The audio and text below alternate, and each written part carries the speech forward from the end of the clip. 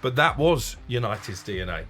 Strength in adversity, entertaining football, last-gasp winner at the Stretford end. The fans were rocking, the stands were rocking, and long may it continue. I'm just enjoying being a fan again. Yeah. Carrick's not reinvented the wheel. He's hasn't. gone to a back four. It's basics. He's picked Kobe Mainu. I think on average, United concede a goal every 86 minutes when Casemiro is on the pitch and every 34 minutes when he isn't. And he's phenomenal. Phenomenal. I'm going to plead with Jason Wilcox, Omar Barada, Sir Jim Ratcliffe, all the Glazers, do not let Bruno Fernandes leave. And if Manchester United next season, I'm not saying they're going to win the Premier League title, but they have a strong run in that top four. We could be joint top of the table right now. What, guys? What's going on here? What me and Crookie are saying, games. people might say it's delusional, but all I'm saying is stranger things have happened. Yeah. Because Michael Carrick has restored that belief, I do think third is up for grabs, but that wasn't what I'm going to say. I'm going to say now it's going to be a failure if we don't finish in the top four.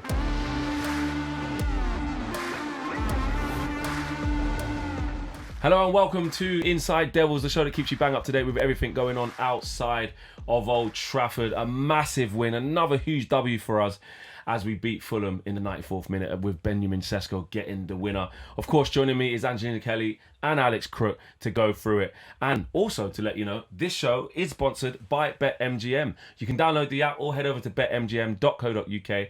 Please gamble responsibly and 18 plus gambleaware.org.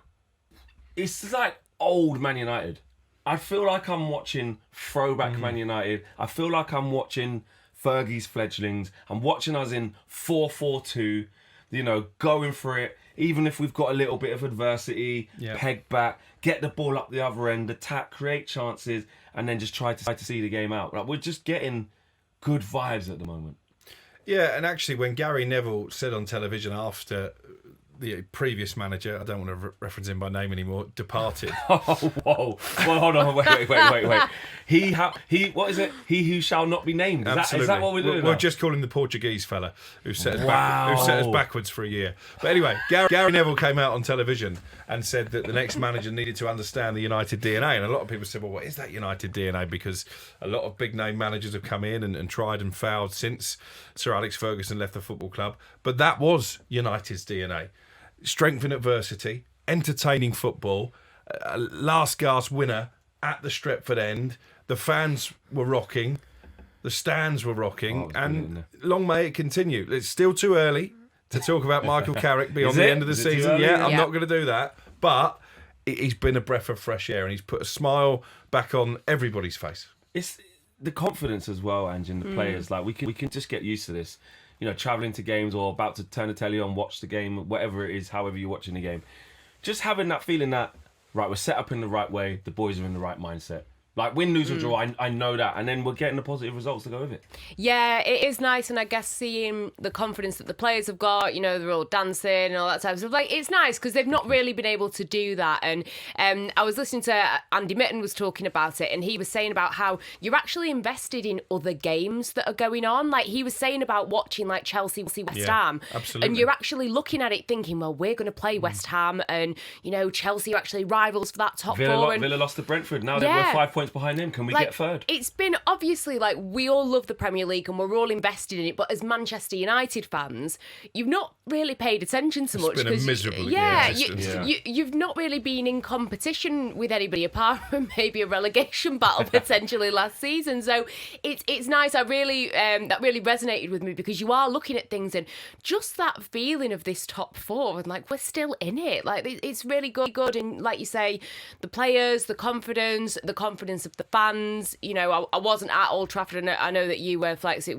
looked absolutely fantastic. I mean, I was in Spain watching it, but it was, if I can't be in Old Trafford, then I'll be in the sun. But yeah, no, it was a great moment, and I agree with Crookie. It's still too early, but some good performances from some players. Benjamin Sesko. I mean, how important was that for him to get if that? anyone Because needed it. If you think about it, right, just as Carrick came in, he was unlucky to miss out against Manchester City. Of course, we saw the game plan, we saw how it transpired, and it was absolutely spot on from Carrick. There has to be casualties, that's how football goes, right, Crookie? But, you know, he scored a couple of goals against Burnley.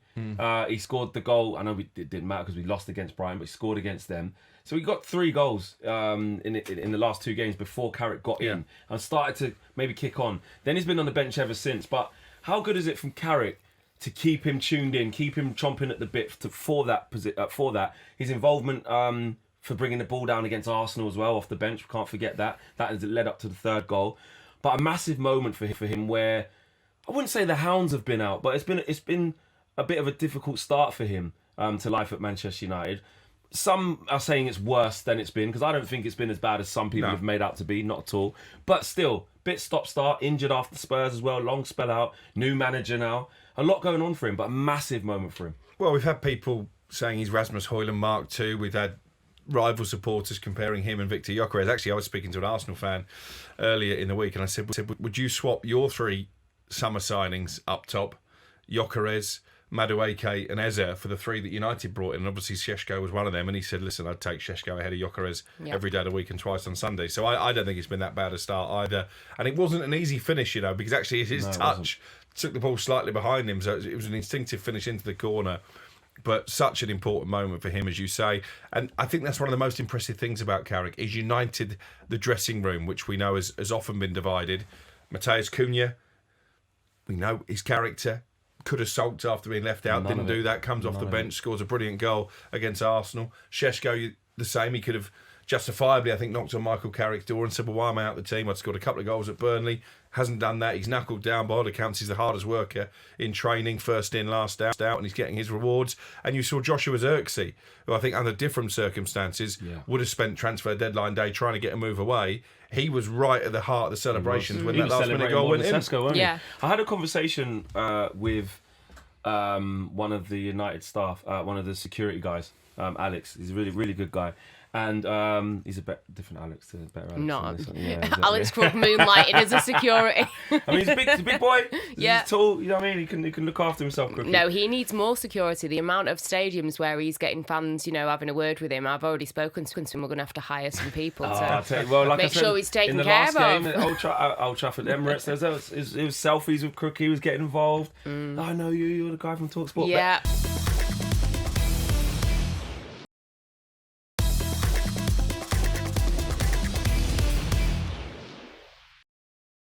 But anyway, back to the guy at United. Yeah. The other Alex. The other Alex, right? Alex, I sort of said to, I always catch up with him. And I sort of, how's things been going? Like, what a turnaround it's been. And obviously this is post the game. The guys who just came off the bench, plus Šeško, because he hadn't been on long enough, they were doing sprints and stuff. So he was overseeing them, making sure they're safe. And I said, what's it been like? He goes, mate, even on the bench and just the feel around the place and around the boys, they're just completely different. Yeah. There's a new lease of life around the place. Everybody's positive. The players are feeling it.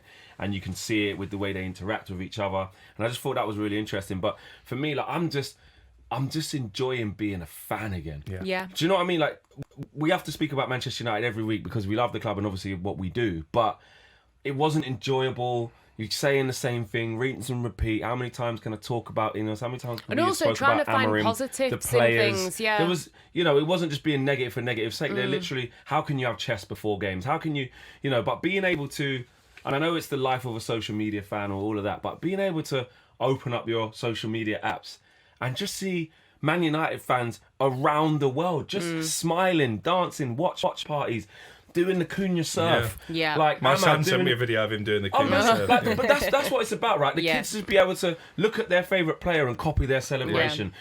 They want to get the names on the shirts, on the back of the shirts now. All of this type of stuff. We've been, like you say about Diogo Dalot's celebration. I know you was a bit miserable. You said you don't like it, but that's fine. At least he never celebrates. does it. Doesn't even score. All these types of things. Šeško jumping up in the air and all this. I want to see that from our players, and the Cunha thing is an embodiment of that. I'm that type of fan. I like to buy into stuff. We all love to love our squad. I love to love the players, but they've given me nothing of recent times, and I've enjoyed it. Carrick's not reinvented the wheel. He's gone to a back four. It's basics. He's picked Kobe Mainoo. He's got the players enjoying their football again. I mean, how bad must the other bloke have been?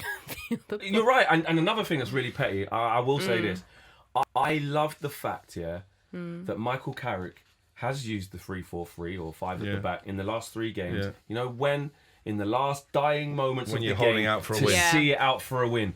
That is what our football club is about. Yeah. Not based on our whole philosophy and whole approach for 14 months with 5 defenders on the pitch, whether we're playing against 10 men, 9 men or 11. Football's so laboured And the as well. football's wasn't it? laboured. You haven't got the right players in the right positions. People can't express themselves.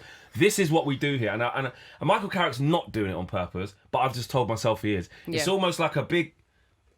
have that to the last guy of that's all your system's good for around here, mate. Yeah. Seeing out games. Yeah. And he's doing it at the right time. Bringing yeah. on Mazraoui, bringing on Yoro. Let's go to a back 5. Let's see it out. Yeah. But when we got to 2-2, when Kevin put it in the top shackles corner, came off again. The shackles came off, and the belief was there. Yeah. And that's what's so good to see. We wouldn't have done that. We No wouldn't have chance. done that No. previously. No chance. We'd have probably gone and lost the game, actually. Yeah. Exactly. And actually, this team, you forget it's the same thing that happened at Arsenal. I mean, not in the same circumstances, being 2-0 up, but getting to 2-2, getting Pep back to that, and having to find a way to win. We did it. I want to talk about some individuals, Ange. Casemiro, man of the match. No look pass. Yeah, that was Winning in sensational. duels. Talking about celebrations, bit of 6-7 for the kids, for Gen Z and lower.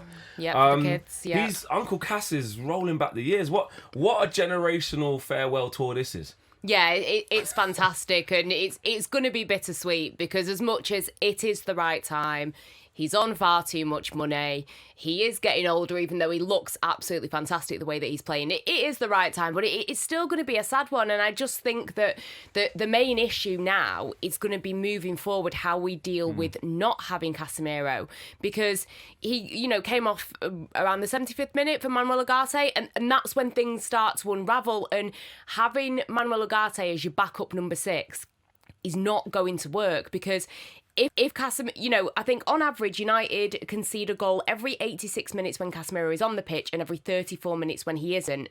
And United basically need better cover.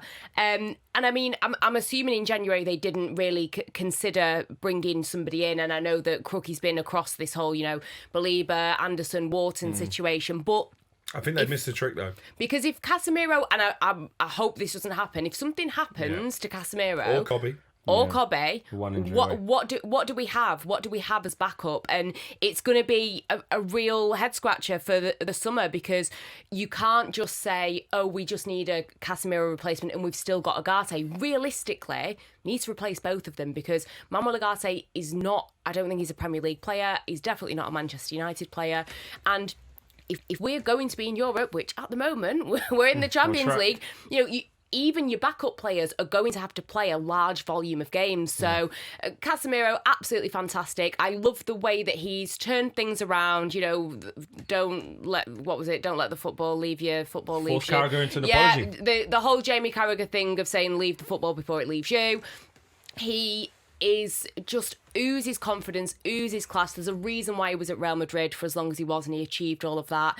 And doesn't strike me as like a big ego, even though he's from that Real Madrid team that there's a lot of egos. He seems like a really good guy. So really happy for him. But the main thing now is Manuel Ugarte isn't even good enough to be a backup. So the two of them Do you think this need points to be to replaced. two midfielders coming in the summer? It's got to be. I think that's the plan.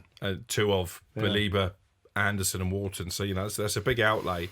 But in this window, I do feel like they should have done something. Even if it was alone. just Ruben Loftus-Cheek coming in on loan. Yeah, just another body in midfield. Because if we end up missing out on a Champions League place because Casemiro or Manu get injured, but guys, we're going to live to regret it. Are we okay, so football changes in an instant. Like I said, because look what happened to Dorgu. Everything was great. In that game, hamstring gone 10 weeks. I get it. But, might not be 10 weeks, by the way. Might not be 10 weeks. Might be a little less. Yeah. Hopefully, fingers crossed. But isn't that also part of football? We got one game a week. We got a big squad. Carrick's got to find solutions. You're not going to get everything you want. Nobody ever does. We've got one game a week. But then it doesn't make sense. And Crookie, you'll be across this more, the Tyrell Malacia situation that they apparently he was this poor guy, the last member of this bomb squad. He tried to move in the summer, it didn't happen. He was apparently like boarding a plane, wasn't he, or something?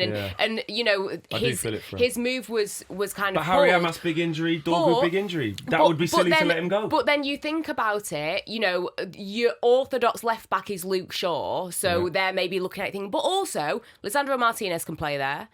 He can play midfield as well. Yeah, which might be Mazraoui can play there. Diogo Dalot can play there. So it almost doesn't make sense that you're holding this Tyrell Massey. But that's because he's already here. But because just you can in make case. that. To go and get someone. But What if he comes in? There were options. There were options on loan that Crook looked at. But this is what I'm saying. But we have to look at the other side of this as well. Because let's say Ruben Loftus-Cheek, for example. Okay, just get him as a body. What does that look like in training? What does that look like for the group? If he's just not playing... And who knows, maybe Michael Carrick didn't push for it. Maybe he's quite happy to work with this group. And that's another thing I was going to say. I believe in Carrick to find a solution. Like, Dorgu popped down with an injury. We're going, flipping it. He's just scored one. Like, I know we got Cunha there, but it's like, find a solution. He's playing Mbumo up front. Like, maybe Ahmad's got to go out there. Maybe Bruno's got to drop one back and not play. We've seen that Bruno can do a job in central midfield. We don't want him to be there, but he still kept his numbers high. Just find a way with what you've got. Then maybe it might be Xerxes and Sesko up front as a two. Maybe it's Mbumo and Sesko, and then Ugarte, and then Casemiro and say Kobe got injured. Say it's Casemiro and Bruno, or it's Bruno and Kobe. The thing that the last guy who shall not be named told us couldn't happen. I just think with 14 games left, I just think we're really nervous that we might not get it. That we're saying, just go and get a body, but like the body has to be. Still has to work. Like, don't get me wrong. If it was Ruben Neves and go and get him on loan with an option, if it was the right guy who's going to add something, I get it. But I don't think we necessarily just should have got someone for the sake of it. I don't think we should have. Just on the Casemiro debate, I think he got let down by two managers. 100%. You look at Eric Ten Hag and his system, his philosophy. That was the worst version of Casemiro in that second season. That left him exposed. Yeah. And you look at what the Portuguese one did. Crook, you've got to start calling Amram's getting crazy now. By putting Bruno Fernandes. Can we get like a nickname? By putting Bruno Fernandes, in that deep lying role, that just left Casemiro exposed. 100%. So now he's actually got legs in alongside him in Kobe Mainoo. We're seeing the best version of Casemiro. And the whole team is compact. Like, we play 4-4-2, wingers are tucked in. Yeah. You've got a bit of protection in front because they're pressing and stopping balls, stopping passing lanes going into midfield and cutting off the channels. Like, I just think that Carrick can manage it. Like, he'll find a way. I hope so. I even think, and this is crazy, if we had to play Ugarte and like next to Casemiro, I'm not sure about he'll that. find a way for a game. He'll find a way, man. I believe in Carrick. I think that's been a disastrous signing. It has. It's been awful. He clearly hasn't got the legs for the Premier League. No, and he was the one who couldn't get after people and do the nasty side of the game, supposedly. Bruno Fernandes, the captain.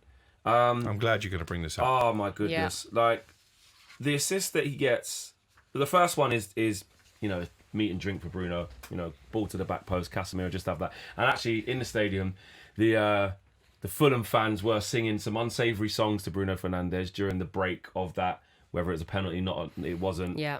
Then referencing that he looks like a certain rodent, right? And and I was like, I hate you. Look at you lot. I hate you lot. And then literally halfway through singing it, assist, goal, have that.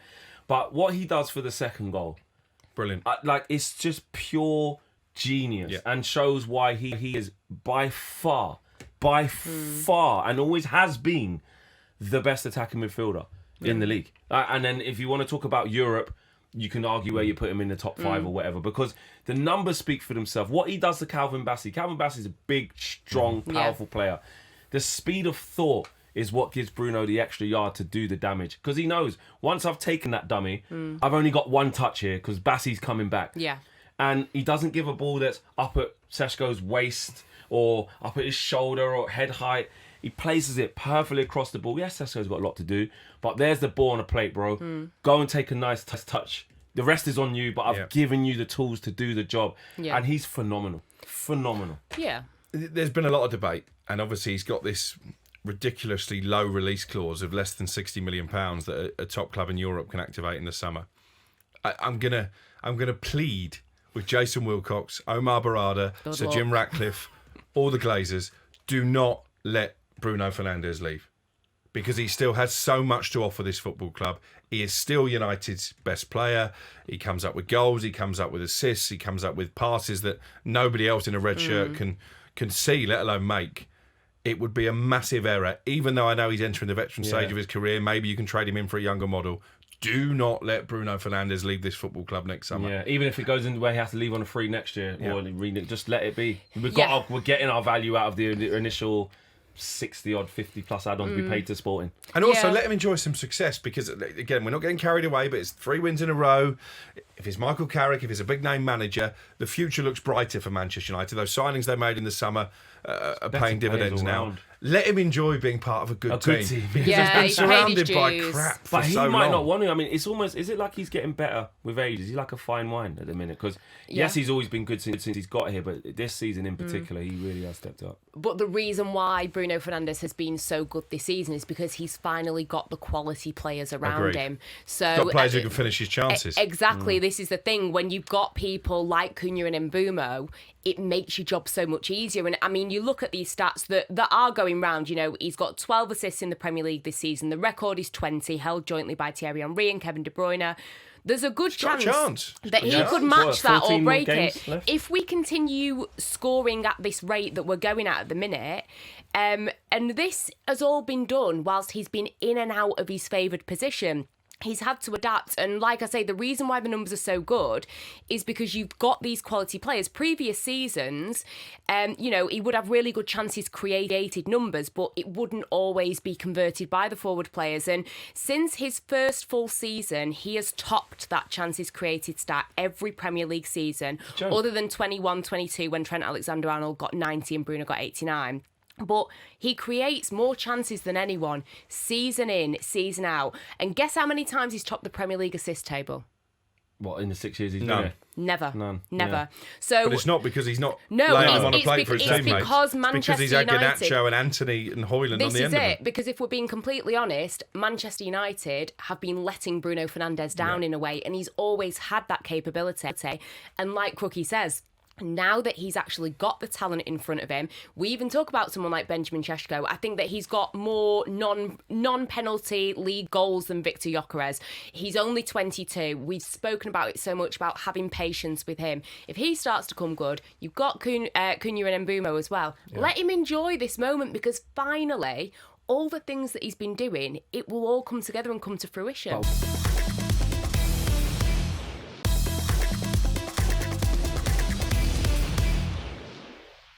We spoke about a lot there about, you know, please let Bruno do this, please let Bruno do that, don't let him leave.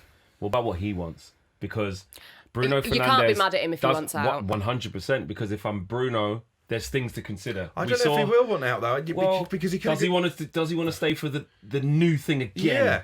I think if he's because I hope he does. If he's convinced in the project, if Carrick wins another 12 games, he's going to get the job.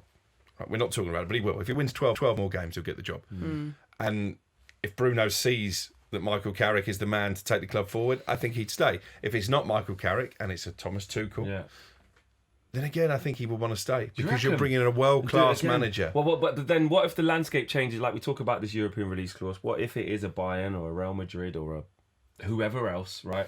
And if he feels disrespected by the club again, by the hierarchy. Maybe, hopefully you'd like to think they could fix that with understanding, but we're trusting Ineos to do that. So that is a bit, that you're not sure about that. But he might be like, well, I'm 32 now. I need to go and get this league title somewhere. And like the Harry Kane thing of like, I've got to get out of here to win. I love this place and I've given my best years to it. I almost need to go and be, not a bit part of another team. I think he can do one more year. He'd be 33 then. He can do one more year. Come on. And then if Man I'm going to United... ask him. by the way. Next time I'm at United game, I'm going to ask him. And then also, if Man United, again, this is a little bit of delusion here, but if Man United have a good season next season and they potentially are challenging, because you've got to look at it, you know, Arsenal are their own entity, Manchester City, a lot of talk about Pep Guardiola potentially not being there next season. What does the future look like for that side, who haven't been at their best this season? You look at the shambles that is Chelsea, you look at Aston Villa, are they, especially with the transfer issues, Newcastle.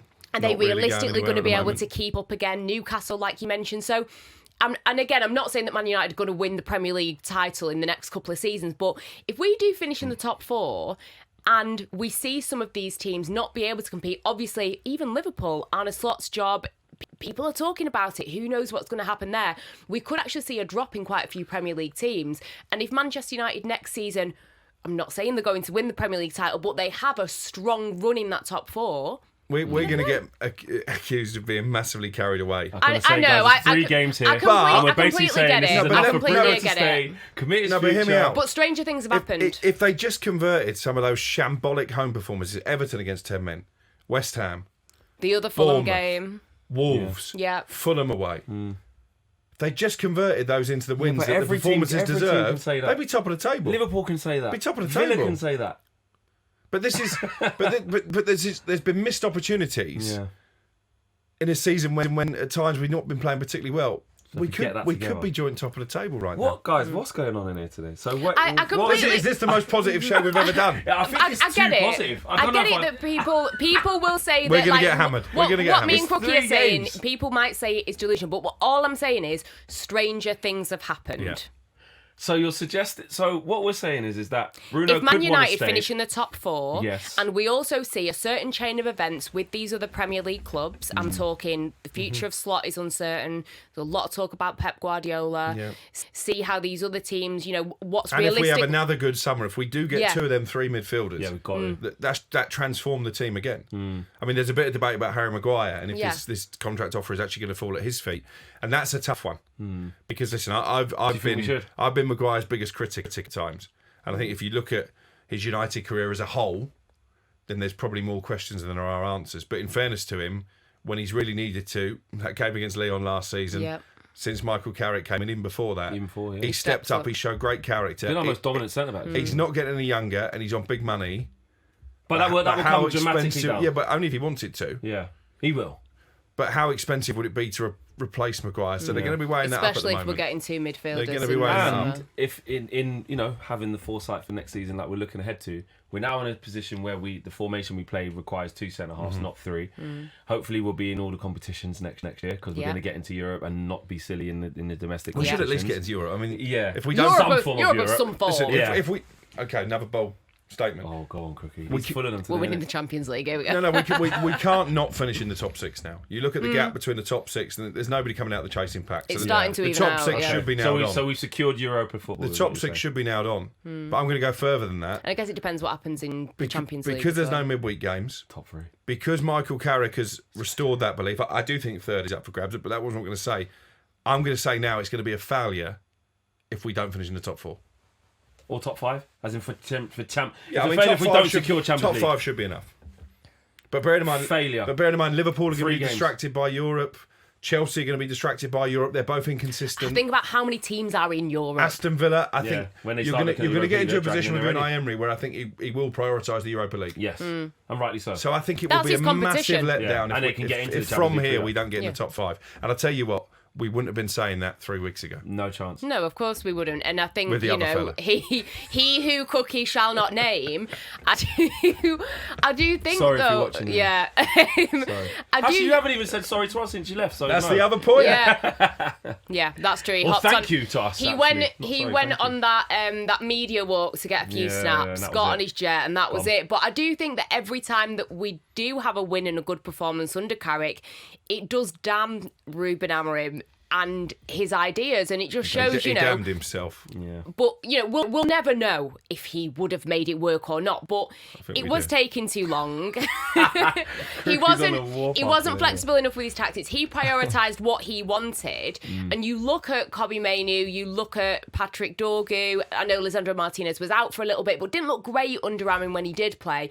Bruno Fernandes, they're all looking better under Michael Carrick, and I just think there's also that stat going around, isn't it, that it took Ruben Amorim 36 Premier League games to win 3 in a row. Carrick has taken just 3.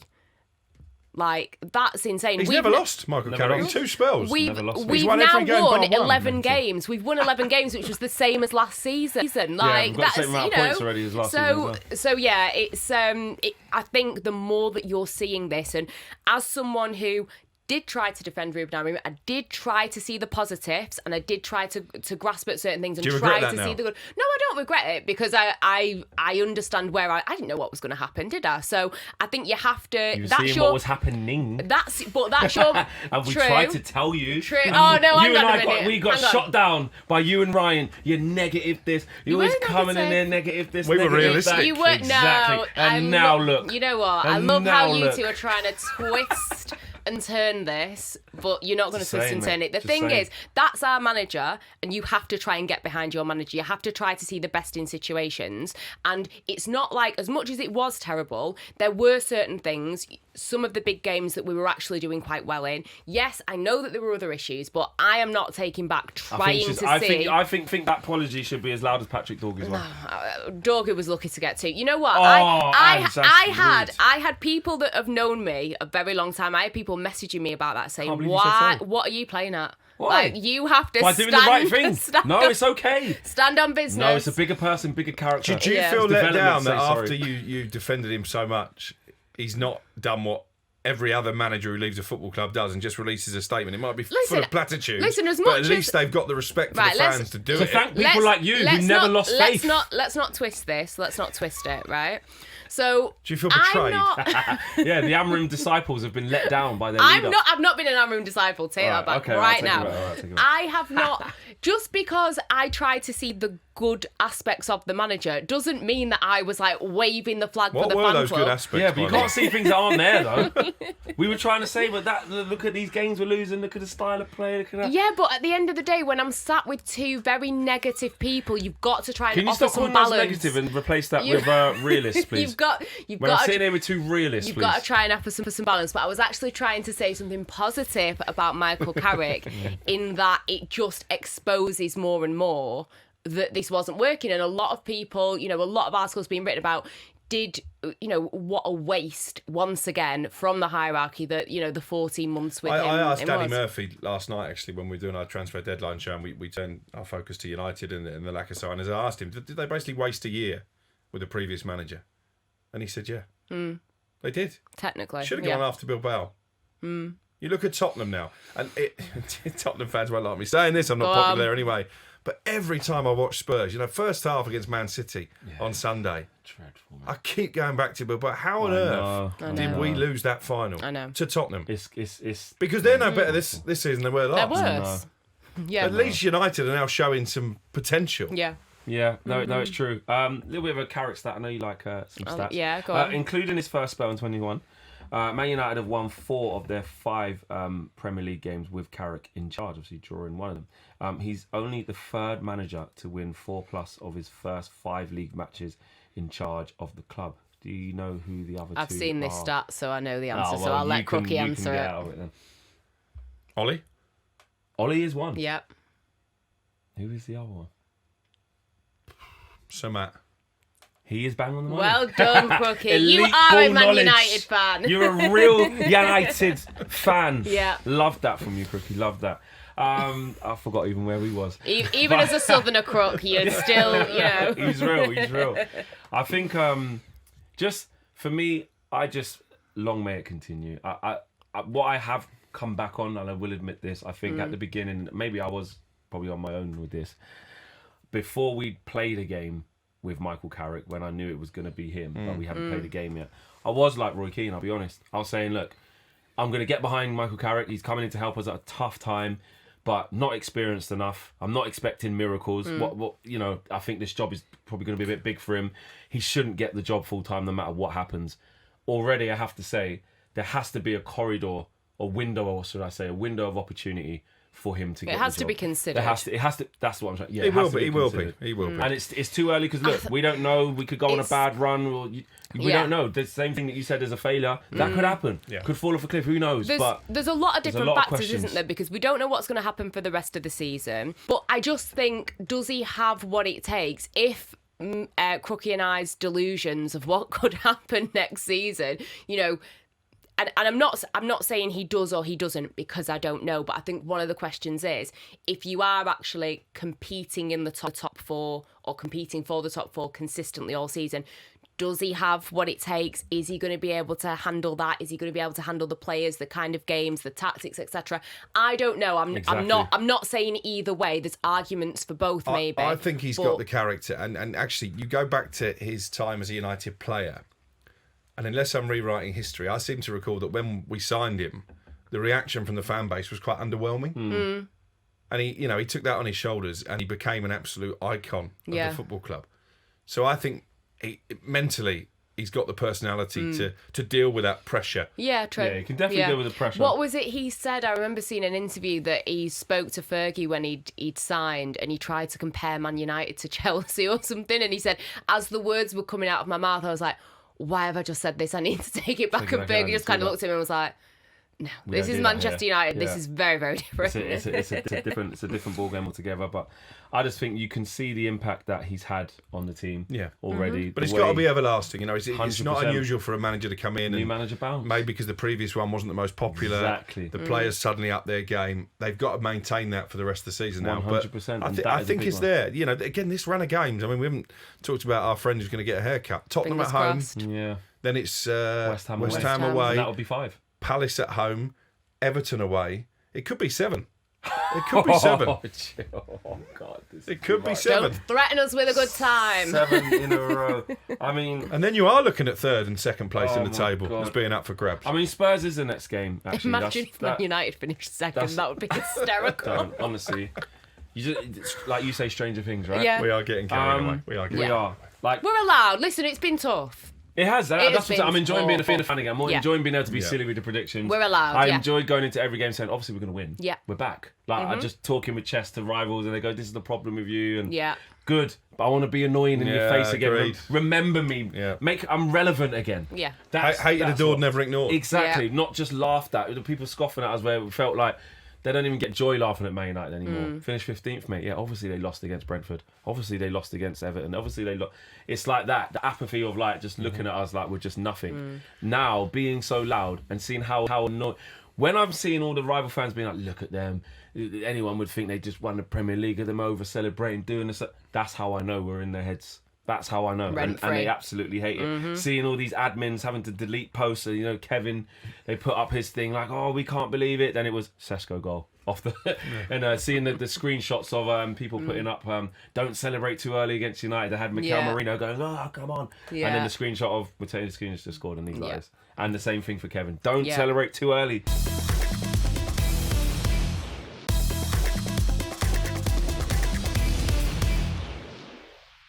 But let's talk about Spurs because it is the next game.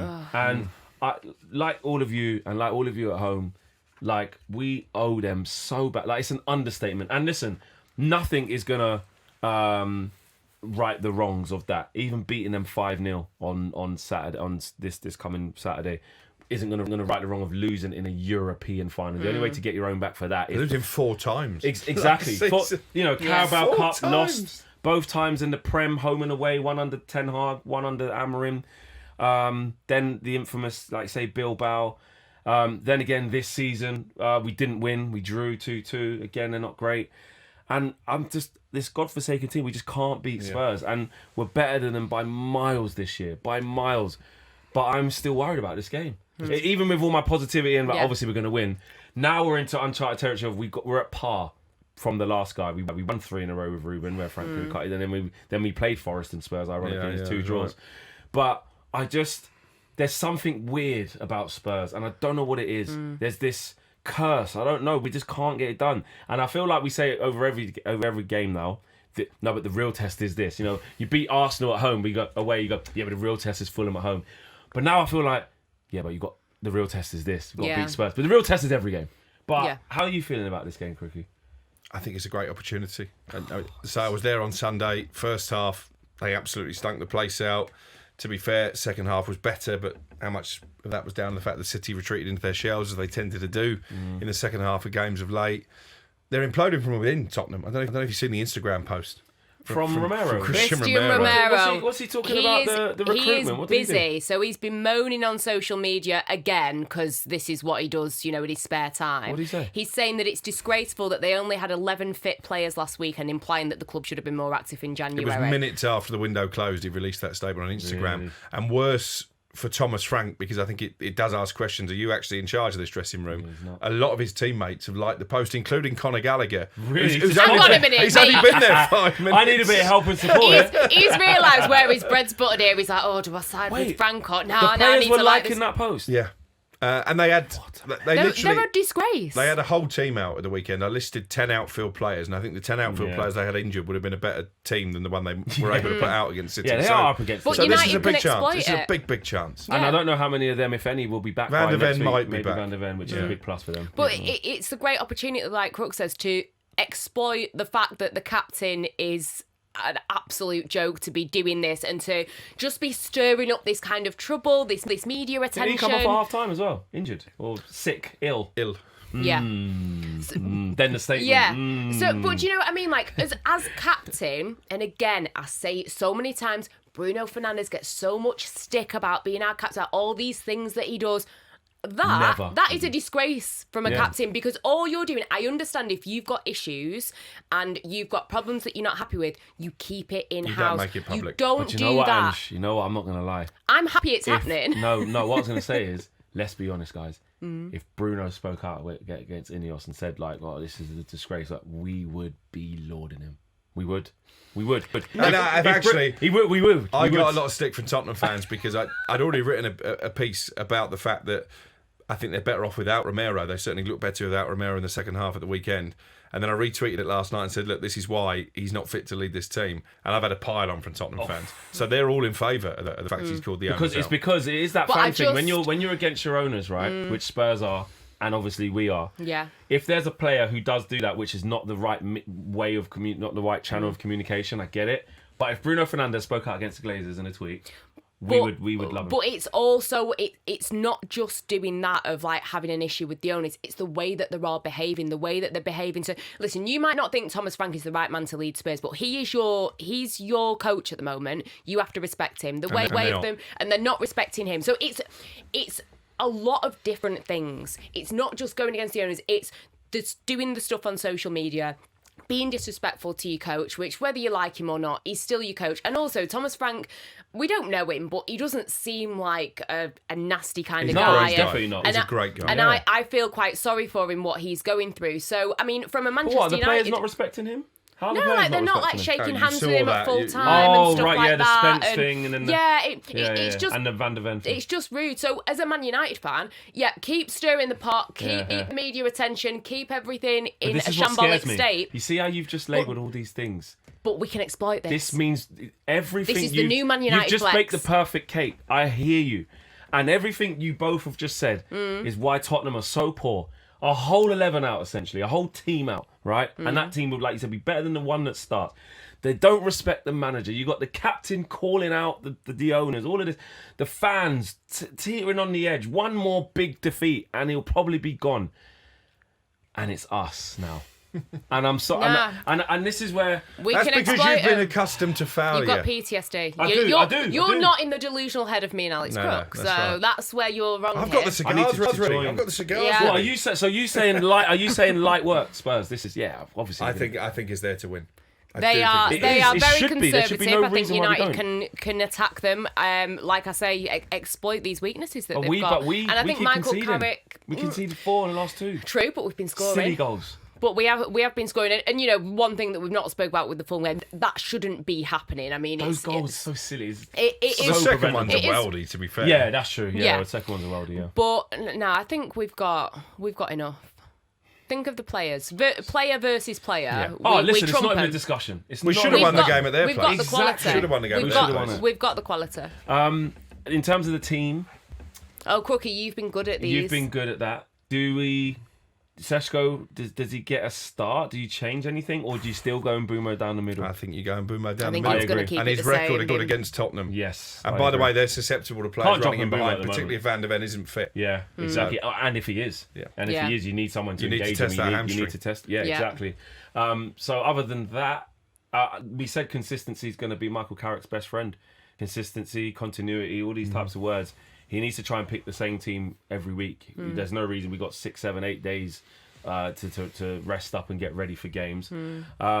There's nothing more to change at all. I think it remains as is. Yeah. Yeah, You agree? Same team? I agree. I think Crookie's onto something with his predictions. But yeah, if you don't need to rock the boat, then don't. If they don't beat these lot, man, I'm sorry. I just can't get out because I am Half 12 positive as well, isn't it? The world's going to be yeah, watching. exactly. And it's like just go and do what you're meant to do, boys. Like, put them to the sword. Because sometimes Tottenham do weird things. They do Spursy things. They get all these types of games where this is the run they were supposed to go on. City, us, I think they might have Liverpool, where they're like... Newcastle. That's it, Newcastle. No, it's Arsenal and Newcastle, That's it. the other two. This is the run where they're supposed to be dead and buried, and this will be the final nails for Thomas And they Frank. got a point and probably should have won the game. Do you know what I mean? Then it's like, where is... What, all of a Solanke's sudden, a danger. Solanke makes a big difference. Exactly. So I think he come off defensively, injured as we're well? going to have to be switched on. Yeah, a little niggle though. I think he'll be fine. So it's like, these are the games where you can leave Old Trafford scratching your head, going, how? How have we drawn against them? How have they beat us? And that, we have to make it not happen. I agree with you guys. We've got all the ingredients. We've got the crowd. We've got home advantage. We've got players that are playing well. We've got confidence. We've won the last 3. Everything's perfect. I get it. But this thing You're called nervous, football, and that's okay. I'm nervous because that's okay. It's just these. You're allowed to be nervous. And it happens all the time. Yeah. One player we didn't really actually speak about through this, I do want to do it before we finish, is Sonny Lamans. Yeah. Because he's incredible. And the biggest sort of compliment that we're kind of giving to him is that we don't really have to talk about the goalkeeper, but he deserves his flowers, Crookie. He does. And I heard you actually speaking to Sam at half-time on Sunday, and you've said what I've been saying. It's not the spectacular saves that he makes. He does make some good saves, but he's not pulling off worldie after worldie. No.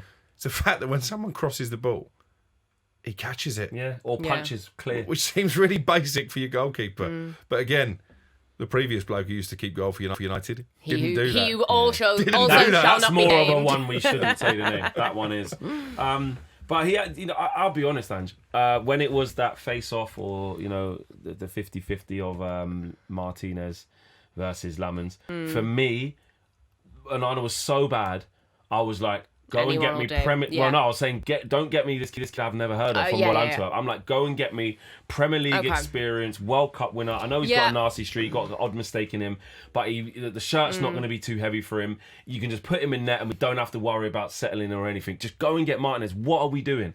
And now I feel quite, silly. Oh. I'm saying sorry to Sonny Lamans for doubting him. Apologies all round. Yeah, exactly. Apart from listen, I didn't call the him, manager. Yeah, exactly. I didn't call him rubbish or anything. I'd never seen him play, never heard of him. It was more like, why are we getting this kid that we've never heard of that we're going to have to wait to get good? But really, the scouts deserve all the praise there, and the decision makers. He's been brilliant, and he's more than ready. He's obviously ready. Yeah, and there were those stats flying around of he had the best numbers across Europe and things like that. I could understand the Emi Martinez situation. I think I was also I can't quite remember, but I'm pretty sure I was his best days are behind well. him. They are, and Lamans' best days are ahead. But it's just here and now, just get a goalkeeper and he'll just be fine. But actually, that is Lamans. Yeah, no, he's done well, and he seems so confident. And you go back to that Arsenal game and the shots of the players lining up, waiting for the corners, and he did a really good job. And I think if you're going up against, arguably on their day, the best defence in Europe at the moment in Arsenal, and the way that he was still so confident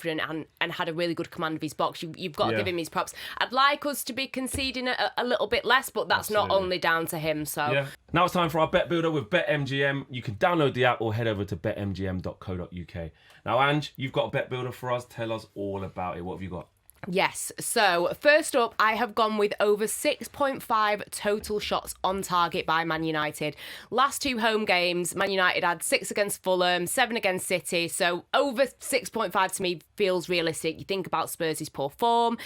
Over 3.5 total goals. Both sides have been scoring goals. United have scored at least 3 goals in the last 2 games.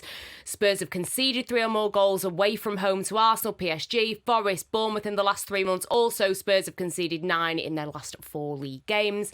And finally, Man United to win and both teams to score. Man United are the in-form team in the league, 3 wins in a row, 11 points in the last 5.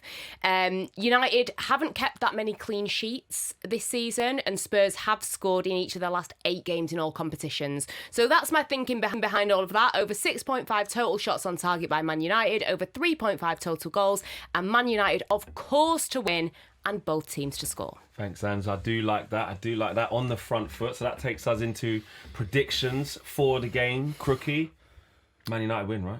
3-1. Oh, strong, solid. What are you going with? I was going to go with that because I think I went for 3-1 with the Fulham game as well. I went 2-1 for them. So yeah, I'm going to be a copycat. I'm going to say 3-1 as well. I'm going to be a little bit, rein it in a little bit. I know you're nervous. I know. Because it's just them. It's just them.